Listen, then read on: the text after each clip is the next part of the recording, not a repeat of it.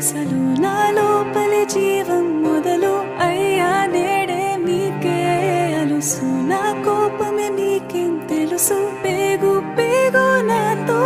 కలిసి నా నెత్తురే మీకే పంచి పెంచా నాపై దుమికి రాక్షసులా అత్యాచారం చేసి నోని ఊరి తీయాలి